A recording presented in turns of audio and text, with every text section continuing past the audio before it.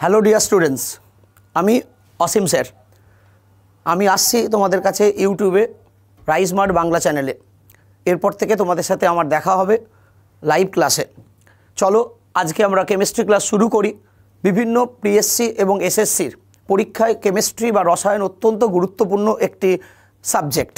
আজকে আমরা বিভিন্ন পিএসসি পরীক্ষার যে কোশ্চেনগুলো এসে থাকে, আপকামিং যে পরীক্ষা দুটো আছে পিএসসি মিসলেনিয়াস এবং পিএসসি ক্লার্কশিপ, তারই কিছু মডেল কোশ্চেন এবং প্রিভিয়াস ইয়ার কোশ্চেন তোমাদের একটু সলভ করাবো। তো চলো আমরা শুরু করি। Let's the journey start. দেখো, ফার্স্ট কোশ্চেন দিয়েছিলাম, under critical temperature on compressing gases turn to liquid because. It's a very important question. Gaseous law থেকে কোশ্চেনটি এসে থাকে। আন্ডার ক্রিটিক্যাল টেম্পারেচার আমরা কোনো যদি গ্যাসকে কম্প্রেসিং করি তাহলে গ্যাসিয়াস মলিকুল লিকুইড হয়ে যায়। কারণ কি, কিসের জন্য হয়? Because molecules have intermolecular forces. Gaseous মলিকুলের ক্ষেত্রে ইন্টারমলিকুলার ফোর্স অফ অ্যাট্রাকশন থাকে। এই কারণেই আমরা গ্যাসকে ইজিলি বলতে পারো লিকুইফাই করতে পারি। এবারে ক্রিটিক্যাল টেম্পারেচার বলতে কি বোঝায়? এখানে আরেকটি কোশ্চেন কিন্তু এক্ষেত্রে আছে। ক্রিটিক্যাল টেম্পারেচার বলতে আমরা কি বুঝি? What is critical temperature? Critical temperature বলতে কি বোঝায়? তাহলে ক্রিটিক্যাল টেম্পারেচার বলতে কি বোঝায়? ক্রিটিক্যাল টেম্পারেচার হলো সেই টেম্পারেচার যে টেম্পারেচারের উপরে কোনো গ্যাসকে আমরা আর লিকুইফাই করতে পারবো না। Temperature above which a gas can not be liquefied. তাহলে ক্রিটিক্যাল টেম্পারেচারের ওপরের টেম্পারেচারে গ্যাসকে লিকুইফাই করা যায় না। ক্রিটিক্যাল টেম্পারেচারের থেকে নিচের টেম্পারেচারে আমরা গ্যাসকে লিকুইফাই করতে পারি। তার মানে যদি টেম্পারেচার টি লেস দ্যান টিসি হয়, টি যদি লেস দ্যান টিসি হয় তাহলে কিন্তু আমরা গ্যাসকে ইজিলি লিকুইফাই করতে পারবো।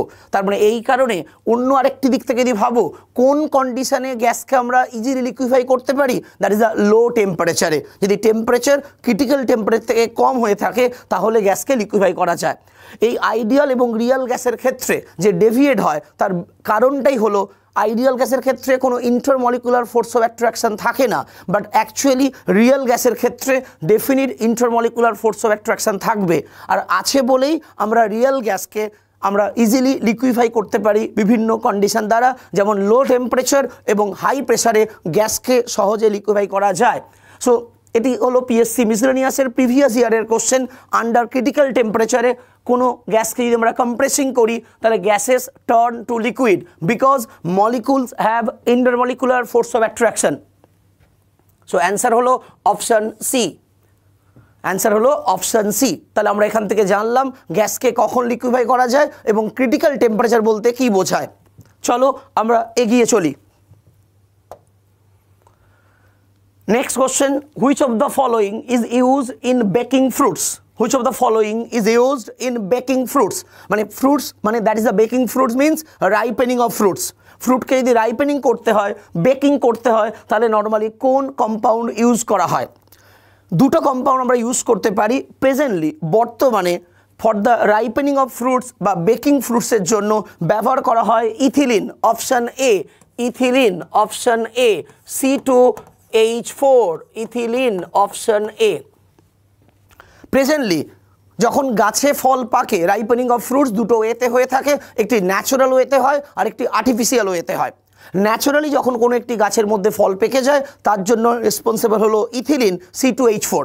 সিমিলারলি একই রকমভাবে প্রেজেন্টলি ফল পাকানো হয়, আর্টিফিশিয়ালি রাইপেনিং করা হয়, বেকিং অফ ফ্রুটস করা হয় ইথিলিন দ্বারা।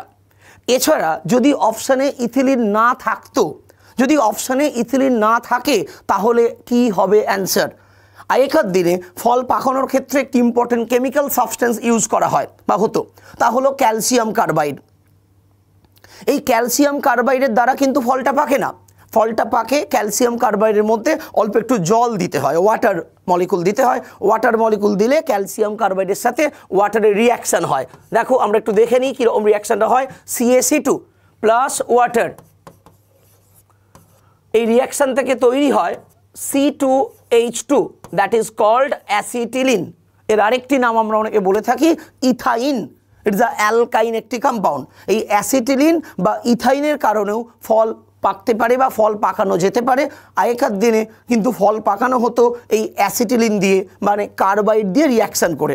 কিন্তু বর্তমানে ফল পাকানো হয় বা গাছে ফল পাকে, যেটাই বলি না কেন, natural ripening of fruits or artificial ripening of fruits is done by ethylene.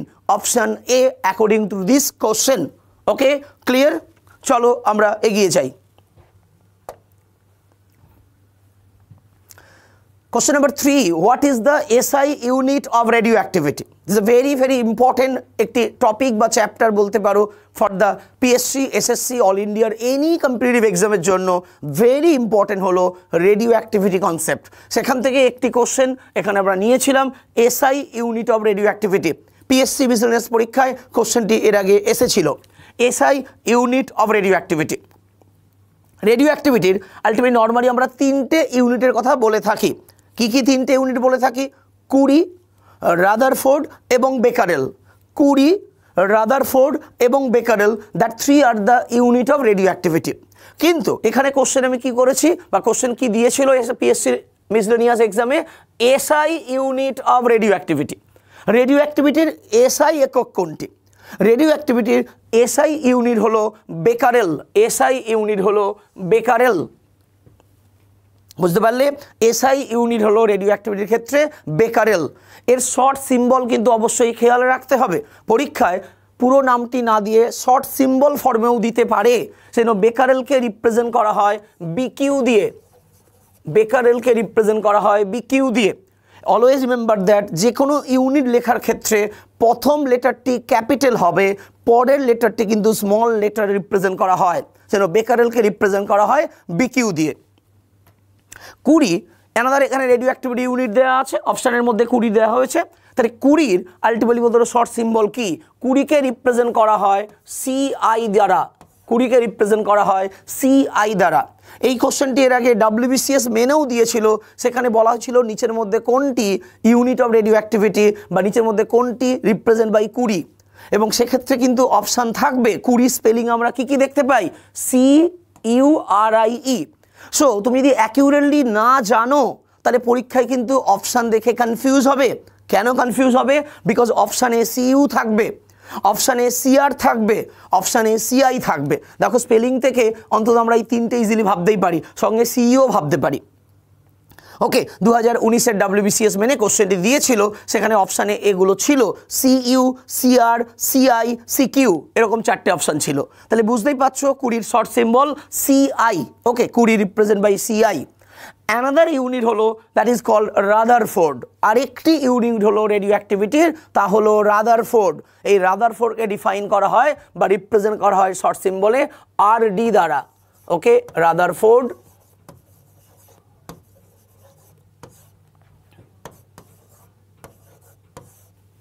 রাদারফোর্ডকে represent করা হয় RD দিয়ে। বুঝতে পারলে? তাহলে খুব ইম্পর্টেন্ট একটা পার্ট তোমরা জানলে, ইউনিট অফ রেডিও অ্যাক্টিভিটি বলতে আমরা কি বুঝবো এবং তাদের প্রত্যেকের শর্ট সিম্বল কোনটি, এবং SI unit of radio activity বললে আমরা কি বলবো। চলো আমরা পরের দিকে এগিয়ে যাই, সামনের দিকে কি কি আরো কোশ্চেন আছে আর কি কি কেমিস্ট্রি নিয়ে আমরা ডিসকাস করব সেগুলো নিয়ে আমরা জানবো।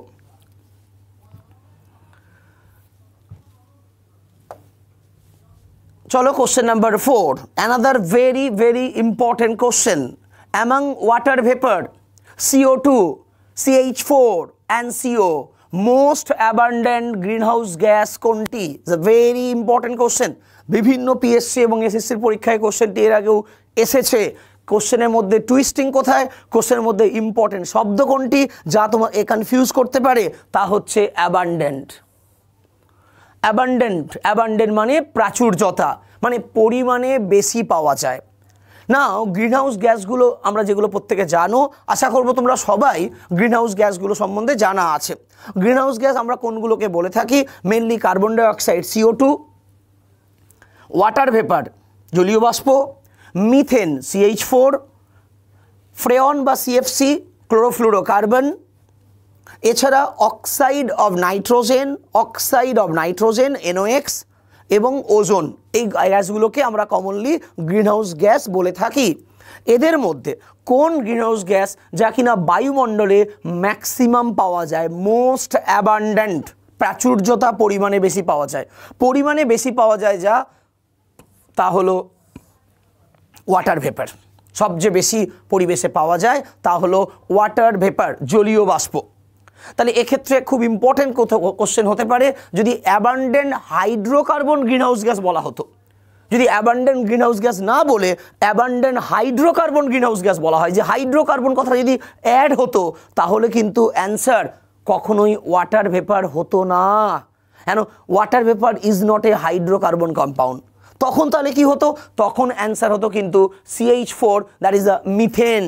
তাহলে most abundant hydrocarbon greenhouse gas যদি বলা হতো তাহলে অ্যান্সার হবে মিথেন। আরও একটি কোশ্চেন হতে পারে এখান থেকে, মোস্ট পোটেন্সিয়াল গ্রিনহাউস গ্যাস কোনটি? মোস্ট পাওয়ারফুল গ্রিনহাউস গ্যাস কোনটি in the atmosphere? Most potential greenhouse gas বা most powerful greenhouse gas that is always carbon dioxide বা CO2। ওকে, তাহলে খেয়াল রাখতে হবে তিনটে খুব ইম্পর্টেন্ট আলটিমেটলি এরিয়া। এখান থেকে যে তিনটে কোশ্চেন খুব কমন ওয়েতে আসে সেটি হলো, প্রথম তো গ্রিনহাউস গ্যাসের নামগুলো খুব ভালো করে খেয়াল রাখবে। PSC ক্লার্কশিপ পরীক্ষা দিতেই পারে যে নিচের মধ্যে কোনটি গ্রিনহাউস গ্যাস নয়, তাহলে তোমাকে তো আগে জানতে হবে যে কোনগুলো গ্রিনহাউস গ্যাস, তাহলেই আমরা বলতে পারবো কোনটি গ্রিনহাউস গ্যাস নয়। অ্যান্ড দেন খেয়াল রাখতে হবে তিনটে যে কথা বললাম আমি আরেকবার তোমাদেরকে জন্য বলবো, ভালো করে শুনে নাও, ভালো করে খেয়াল রেখো। Most abundant greenhouse gas, abundant greenhouse gas বললে তারপরে ওয়াটার ভেপার মানে প্রাচুর্যতা বা পরিমাণে বেশি পাওয়া যায়। যদি বলে অ্যাবান্ডেন্ট হাইড্রোকার্বন গ্রিনহাউস গ্যাস তাহলে আমরা বলবো that is actually methane, hydrocarbon বলছি বলে মিথেন। আর যদি বলে মোস্ট পোটেন্সিয়াল বা মোস্ট পাওয়ারফুল গ্রিনহাউস গ্যাস তাহলে আমরা বলবো carbon dioxide CO2। So this is the pollution chemistry বা environmental chemistry, global warming, greenhouse এফেক্টের ইম্পর্টেন্ট একটা এরিয়া থেকে কোশ্চেন দেওয়া হয়েছিল। This is a very important, খুব কমন কোশ্চেন এবং অনেক পরীক্ষার এই কোশ্চেনটি আসে বা আসতে পারে এই ধরনের কোশ্চেনগুলো। চলো আমরা এগিয়ে যাই।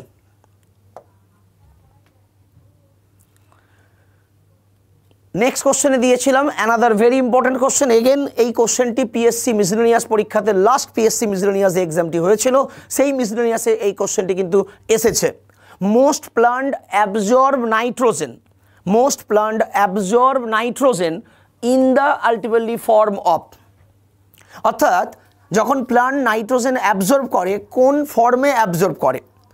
তুমি বিভিন্ন কেমিক্যাল সাবস্টেন্স সয়েলের মধ্যে অ্যাড করলে কিন্তু একবারও ভাবলে না প্লান্ট তার রুটের মধ্য দিয়ে তাকে অ্যাসিমিলেট করতে পারবে, তাকে অ্যাবজর্ব করতে পারবে, তাকে টেক আপ করতে পারবে? যদি নাই বা করতে পারলো তাহলে সেটা কিন্তু প্লান্টের গ্রোথ অ্যান্ড ডেভেলপমেন্টে কোনো এফেক্ট করবে না। এই কারণে প্লান্ট কোন ফর্মে নাইট্রোজেনকে সাধারণত ইনটেক করে থাকে? যে কোনো নাইট্রোজেনিয়াস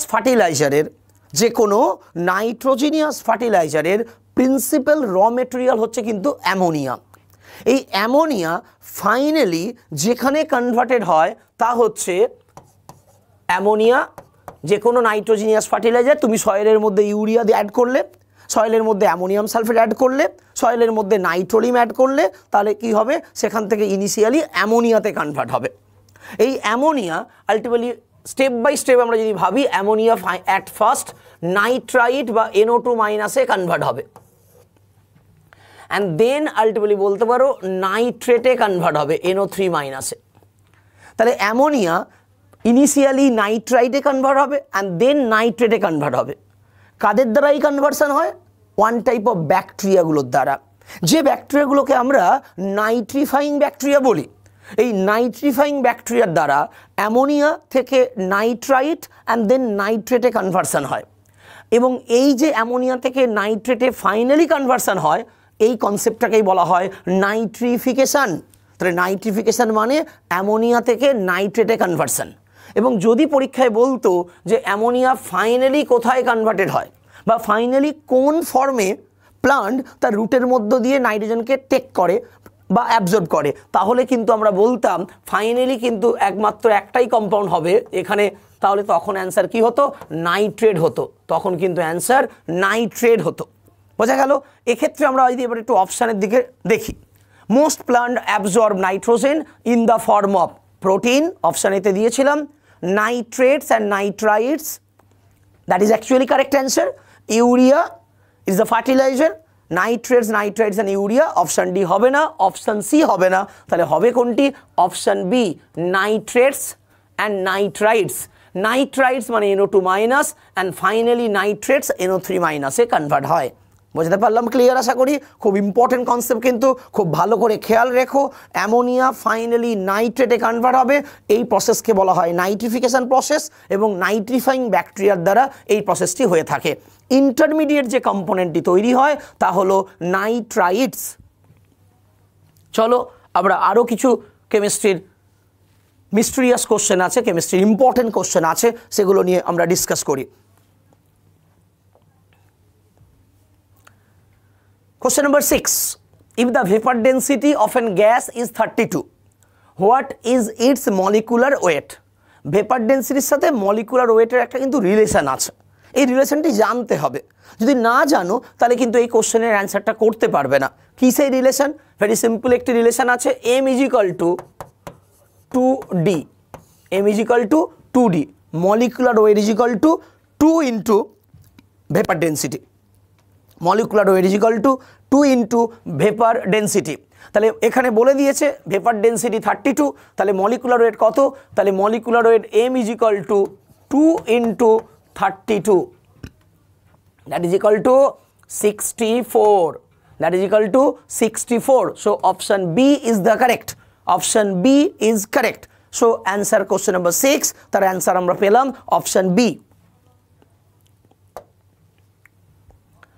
Question number 7, another very important conceptual question, PSC miscellaneous পরীক্ষায় কোশ্চেনটি এসেছিল। When NaCl is dissolved, sodium chloride is dissolved in water. Sodium chloride যখন আমরা ওয়াটার ডিজলভ করব, sodium chloride is an ionic compound. কেন বুঝলাম আয়নিক কম্পাউন্ড? বিকজ সোডিয়াম ক্লোরাইডের মধ্যে NaCl এর মধ্যে Na plus and Cl minus দুটো অপোজিট আয়ন আছে। আয়নিক কম্পাউন্ড তৈরি হয় একটি ক্যাটায়ন এবং একটি অ্যানায়নের দ্বারা।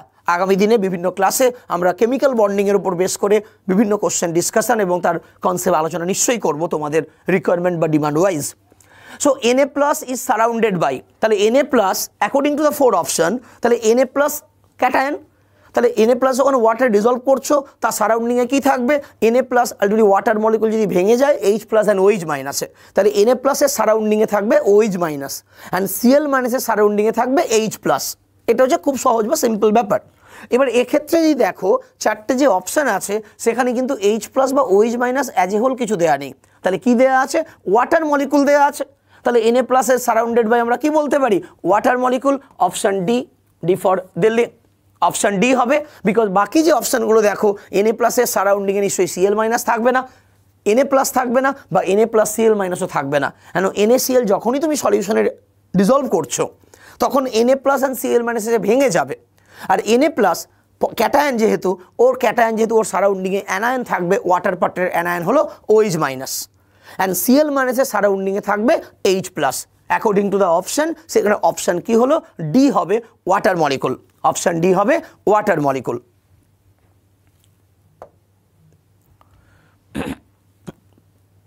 Question number 8, what is the percentage of calcium in calcium carbonate? তোমাদের তার মানে কি করতে হবে? ক্যালসিয়াম কার্বনেটের ক্যালসিয়ামের অ্যাটমিক ওয়েট কত সেটা জানতে হবে।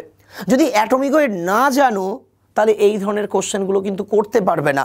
এই কারণে for the preparation of PSC miscellaneous, clerkship, WBCS যে কোনো পরীক্ষার জন্য খুব ইম্পর্টেন্ট বিভিন্ন মলিকুলের মলিকুলার ওয়েটকে ফাইন্ড আউট করতে পারা। আর মলিকুলার ওয়েটকে ফাইন্ড আউট করতে হলে তোমাদের কি জানতে হবে? অ্যাটমিক ওয়েট জানতে হবে, পারমাণবিক ওজন জানতে হবে কোনো অ্যাটম বা এলিমেন্টের।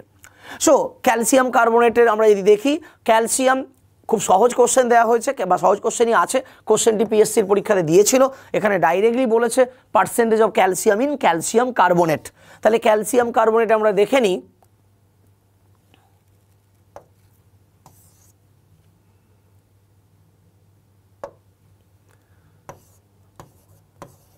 ক্যালসিয়াম কার্বনেটে ক্যালসিয়ামের অ্যাটমিক ওয়েট কত? 40। ওকে, তাহলে ইজিলি আমরা এখান থেকেই পেয়ে গেছি percentage of calcium in calcium carbonate. তাহলে ক্যালসিয়াম কত আছে? আর যদি পার্সেন্টেজে দেখো 40% ক্যালসিয়াম থাকবে, টোটাল মলিকুলার ওয়েটটা কত হয় একবার একটু দেখে নাও। কার্বনের অ্যাটমিক ওয়েট কত? 12। অক্সিজেনের অ্যাটমিক ওয়েট 16। কতগুলো অক্সিজেন আছে? 3টে অক্সিজেন আছে, তাহলে কি হয় 16 × 3 দ্যাট ইজ 48। টোটাল সামেশন করলে হয় 100। ওকে, তাহলে ক্যালসিয়াম কার্বনেটের মলিকুলার ওয়েট হচ্ছে 100। সেখানে ক্যালসিয়াম কত আছে? 40 গ্রাম আছে বা 40% আছে, বোঝা গেল? তাহলে তোমাকে কী করতে হলো? ক্যালসিয়ামের অ্যাটমিক ওয়েটটা জানতে হবে এবং ক্যালসিয়াম কার্বনেট কম্পাউন্ডের আমরা মলিকুলার ওয়েটটা কত হচ্ছে সেটাও তোমাদের ক্যালকুলেট করে দেখিয়ে দিলাম। কিভাবে ক্যালকুলেট করতে হয় সেটা জানলে অবশ্যই বিভিন্ন কমন ইম্পর্ট্যান্ট অ্যাটমগুলোর অ্যাটমিক ওয়েট কিন্তু মনে রেখো। অ্যাটমিক ওয়েট যদি না মনে থাকে তাহলে কিন্তু আমরা মলিকুলার ওয়েট এবং সেখান থেকে যে মোল ক্যালকুলেশন থেকে কোশ্চেন হয় সিভিল সার্ভিসে বা মিসলেনিয়াসে সেগুলো কিন্তু আমরা করতে পারবো না। Question number 9, another very important conceptual question from periodic table. পর্যায় সারণী থেকে ইম্পর্টেন্ট এই কোশ্চেন পিএসসি মিসলেনিয়াস পরীক্ষায় এসেছিল লাস্ট মিসলেনিয়াস এক্সামে। Among Na+, Fe2+, CO3+ and Zn2+, which is or are not a transition metal ion? এদের মধ্যে কোন দুটো ট্রানজিশন মেটাল আয়ন নয়? নর্মালি পিরিয়ডিক টেবল ওয়াইজ যদি ভাবি, পিরিয়ডিক টেবলে আলটিমেটলি কনসিডার ওয়াইজ যদি আমরা করি পিরিয়ডিক টেবল ওয়াইজ, তাহলে কিন্তু জিঙ্ককে আমরা ট্রানজিশন মেটালের মধ্যে বিলং করানো হয় ডি ব্লক এলিমেন্টের মধ্যে। কিন্তু according to definition zinc is not a actual transition element. কেন? বিকজ জিঙ্কের আউটার মোস্ট সাবসেল হচ্ছে বা আউটার মোস্ট অরবিটাল ডি থাকে এবং ডি সাবসেল বা ডি অরবিটালটি কমপ্লিটলি ফিল থাকে।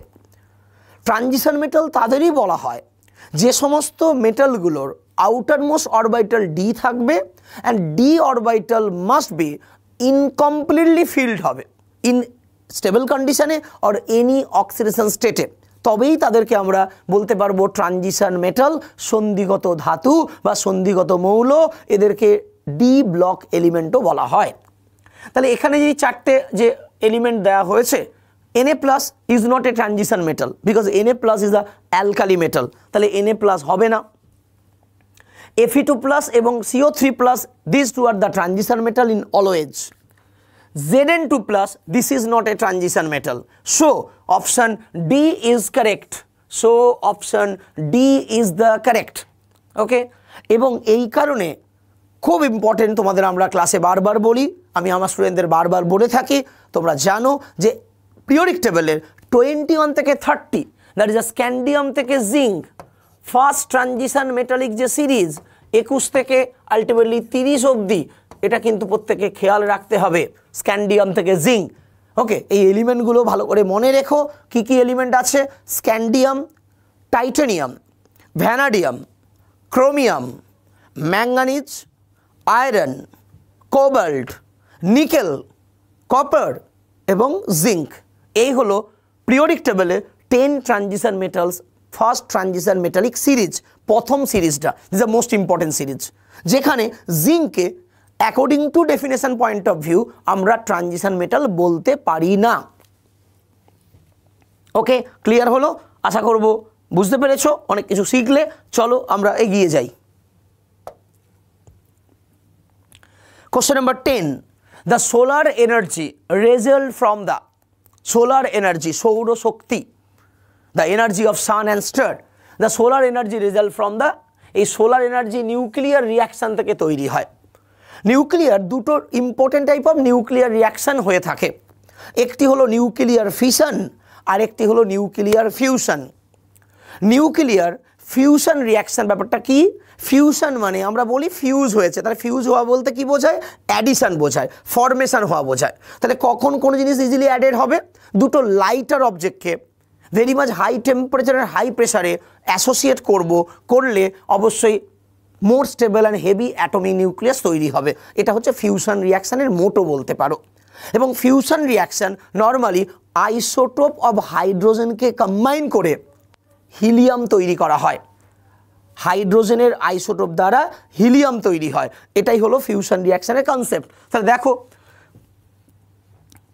অ্যাকর্ডিং টু দ্য 4 অপশান দেখতে পেয়েছো আশা করব।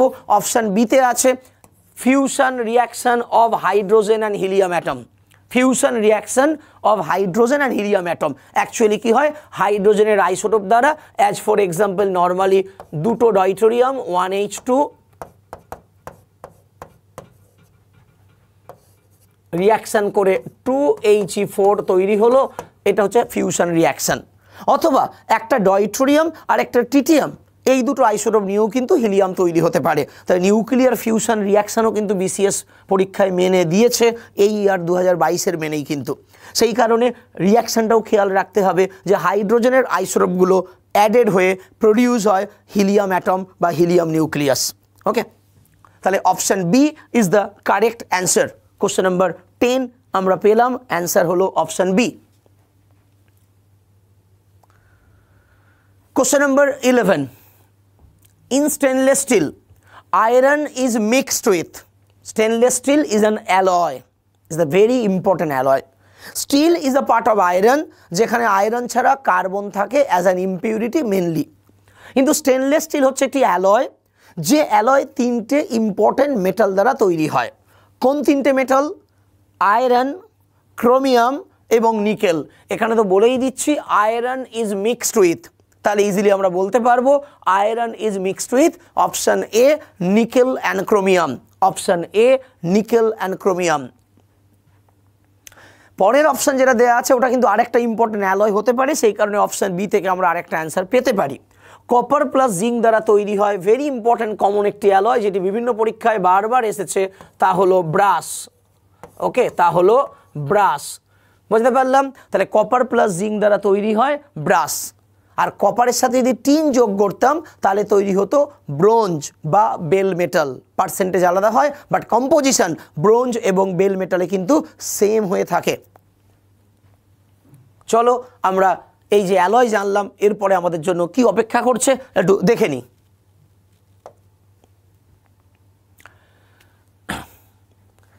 দেখো, ডব্লিউবিপিএসসি ক্লার্কশিপ এবং মিসলেনিয়াসে কোর্সে ভর্তি চলছে। যদি কোর্সে ভর্তি হতে চাও তাহলে ডেসক্রিপশন বক্সে দেওয়া লিঙ্কের ফর্মটি পূরণ করো, তাহলে আলটিমেটলি তোমরা ডিটেলসটা জানতে পারবে যে বিভিন্ন কোর্সে রাইস মাঠ, আলটিমেটলি বলতে পারো চ্যানেলে বা রাইস মাঠের যে অনলাইন কোর্স সেখানে ভর্তি চলছে, সেখানে সম্বন্ধে ডিটেলস জানতে হলে এই লিঙ্কটিতে ক্লিক করে ফর্মটি পূরণ করো।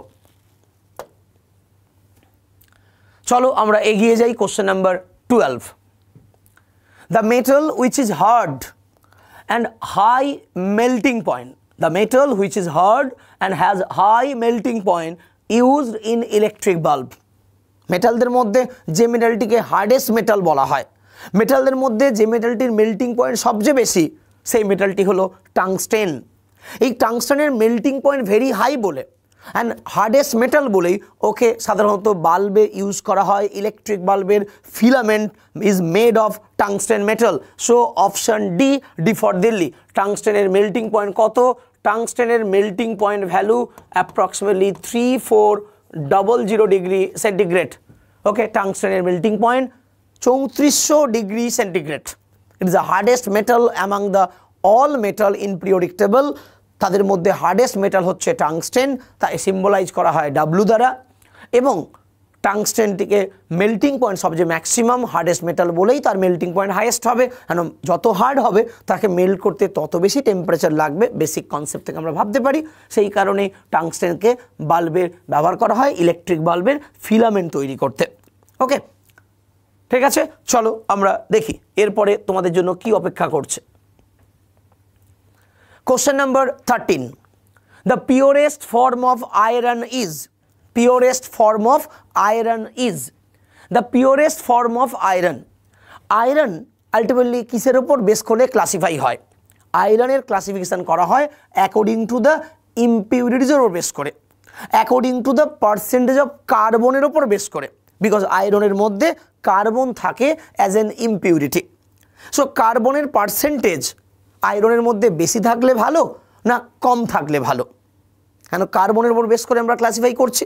এবং দেখো, আমি একটু আগে বললাম কার্বন কিন্তু ইম্পিউরিটি, তাহলে ইম্পিউরিটি কখনোই বেশি থাকলে ভালো হতে পারে না।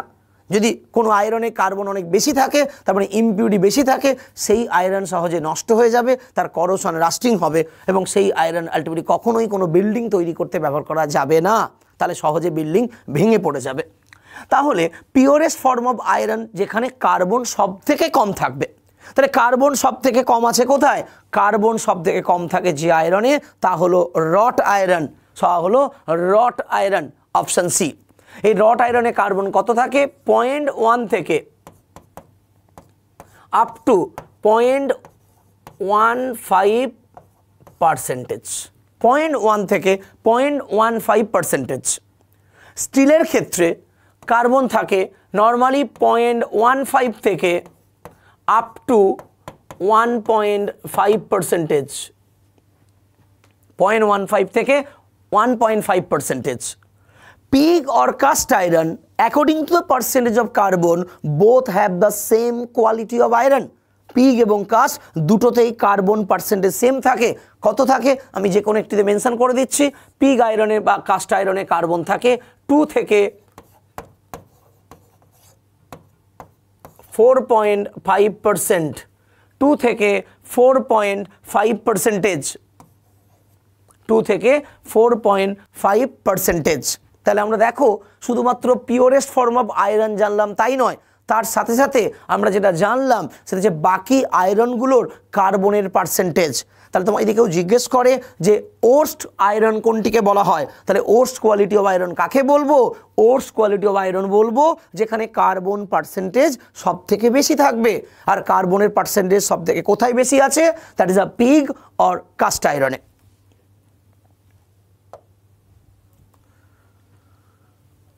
Question number 14. Which one of the following is the world's most heat resistant material?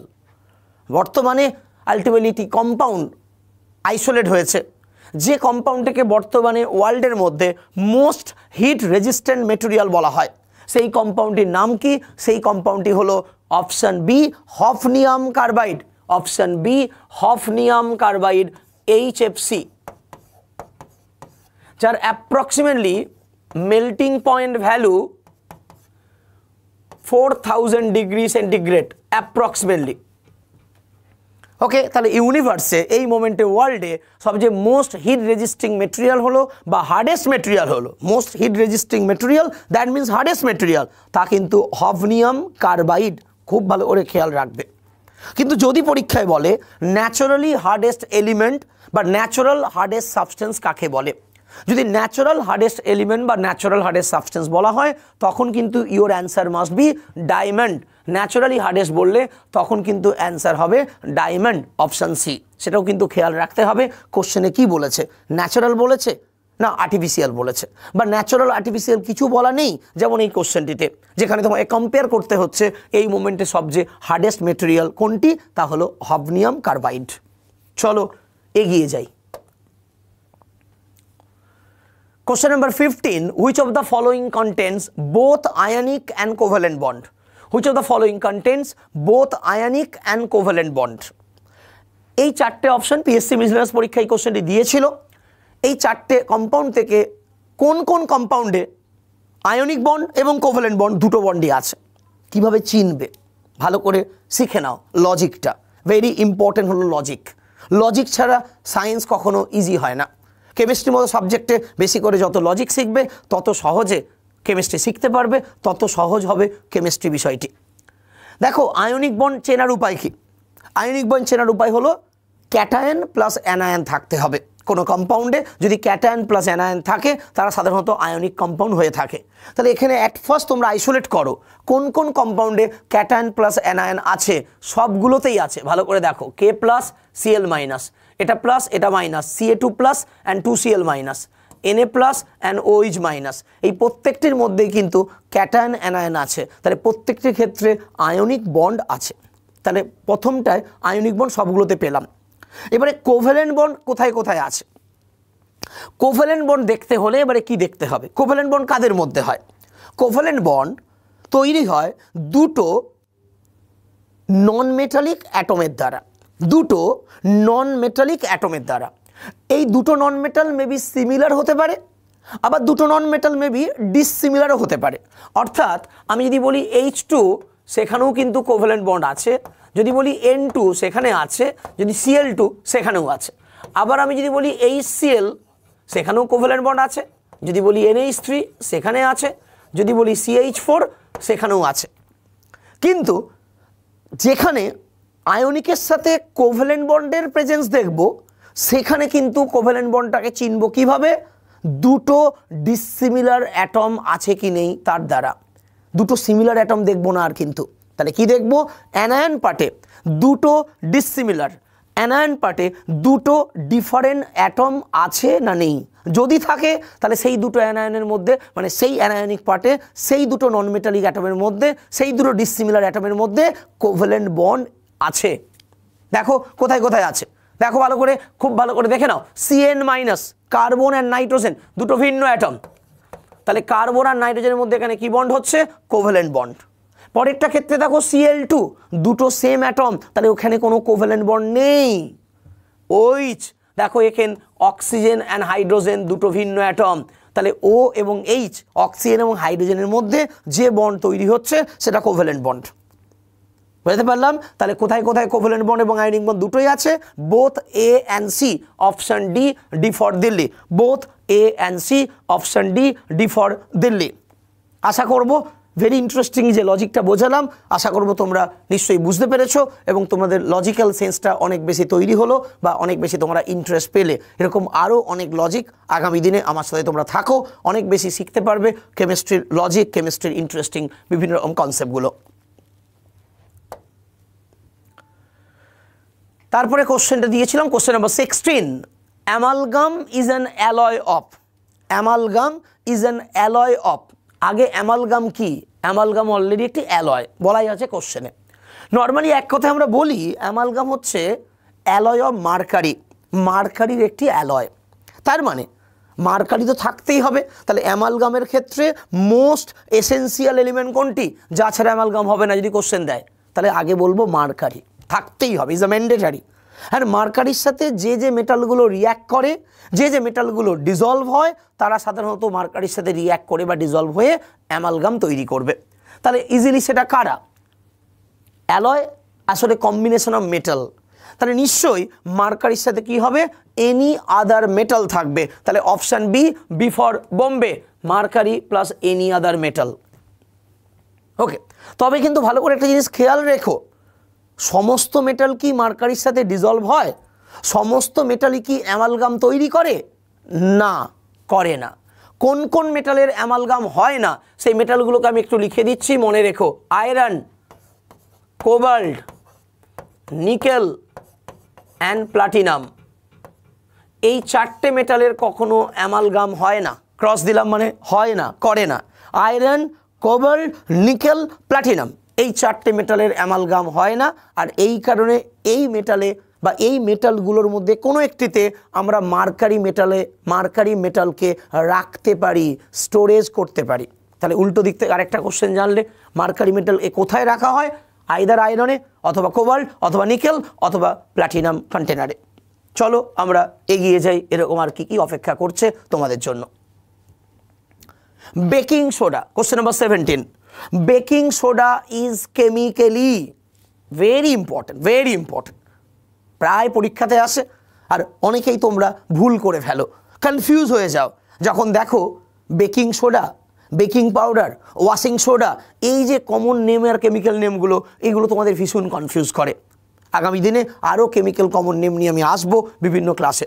So baking soda is chemically কাকে বলা হয়, বেকিং সোডা হচ্ছে যেটা আমরা বলি খাওয়ার soda, that is the sodium bicarbonate. So option B, sodium bicarbonate, NaHCO3। এটাকে আমরা অনেকে আরেকটা নামও বলতে পারি, সোডিয়াম হাইড্রোজেন কার্বনেট, যেটা বাইকার্বনেট বলে তাকে আমরা সোডিয়াম হাইড্রোজেন কার্বনেটও বলতে পারি। আচ্ছা, অপশান সিতে আমি একটু বলে দিই, হাইড্রেট সোডিয়াম কার্বনেট যেটি, এটিকেই বলা হয় washing soda. Na2CO3 10H2O, 10 mole of water থাকবে, 10 mole of water associate with the Na2CO3, তখন তাকে বলে ওয়াশিং সোডা। যদি উইথাউট ওয়াটার হয় তখন তাকে বলবো সোডা অ্যাশ, যেটা অপশান এতে দেয়া আছে, সোডিয়াম কার্বনেট মানে সোডা অ্যাশ। অপশানগুলো সেইভাবেই কিন্তু দেয়া হয়েছে যাতে তোমরা আরও অনেকগুলো বিষয় জানতে পারো, শিখতে পারো। অপশান ডিতে দিয়েছি যেটি, একে বলা হয় baking powder, sodium bicarbonate. Potassium hydrogen tartrate এবং স্টার্চ, এই কম্পোজিশনটাকে বলা হয় বেকিং পাউডার, যা ব্রেড এবং কেক ইন্ডাস্ট্রিতে মেনলি ইউজ করা হয়। ওকে, তাহলে চলো আমরা অনেকগুলো কেমিক্যাল কমন নেম কিন্তু তোমাদের শিখিয়ে দিলাম বা তোমরা জানলে, যেগুলো মেনলি কনফিউজ হয় এবং পরীক্ষায় খুব আসে। Question number 18. Which element is most essential for the increasing the hardness and strength of the stainless steel? Stainless steel hardness এবং স্ট্রেংথ বাড়ানোর জন্য কোন মেটালটি মোস্ট এসেন্সিয়াল? আমরা একটু আগেই স্টেনলেস স্টিলের কম্পোজিশন নিয়ে একটি কোশ্চেন দিয়েছিলাম, সেখানে জেনেছিলে আয়রন, ক্রোমিয়াম এবং নিকেল, এই তিনটে মেটাল দ্বারা স্টেনলেস স্টিল তৈরি হয়। এদের মধ্যে মোস্ট ইম্পর্টেন্ট মেটালটি হলো, তা হলো ক্রোমিয়াম, সিআর। ক্রোমিয়ামের পার্সেন্টেজ ভেরিয়েবল হতে পারে, ক্রোমিয়ামের পার্সেন্টেজের উপর ডিপেন্ড করে স্টেনলেস স্টিলের কোয়ালিটি, স্টেনলেস স্টিলের হার্ডনেস, তার স্ট্রেংথ, পুরোটা ডিপেন্ড করে ক্রোমিয়ামের পার্সেন্টেজের উপরে। যত বেশি ক্রোমিয়াম থাকবে তত স্টেনলেস স্টিলের কোয়ালিটি বেটার হবে, তার কস্ট ইনক্রিজ করবে। সেই কারণে ক্রোমিয়াম পার্সেন্টেজ বাড়লে স্টেনলেস স্টিলের কোয়ালিটি, হার্ডনেস, স্ট্রেংথ ইনক্রিজ করে। So option B for Bombay, option B for Bombay, chromium is the correct answer. Okay, এই কারণেই দেখবে প্র্যাকটিক্যালি অবজার্ভ করতে হবে, কেমিস্ট্রি শিখতে গেলে প্র্যাকটিক্যাল অবজার্ভ করতে হবে প্রচুর পরিমাণে, অনেক বেশি। দেখবে এই কারণে যত দিন গেছে স্টেনলেস স্টিলের কোয়ালিটি আগের তুলনায় অনেক বেশি ডিক্রিজ করেছে, ডিউ টু ক্রোমিয়ামের পার্সেন্টেজ সাধারণত কী হয়েছে, আগের থেকে ডিক্রিজ করে দেওয়া হয়েছে কস্ট কমানোর জন্য। যত ক্রোমিয়াম পার্সেন্টেজ কমবে তত বলতে পারো খুব সহজ কথায় কোয়ালিটিও ডিক্রিজ করবে, বিকজ ওর ওপরেই দাঁড়িয়ে থাকে স্টেনলেস স্টিলের আলটিমেটলি বলতে হার্ডনেস অ্যান্ড স্ট্রেংথ, দুটো important character of stainless steel. চলো,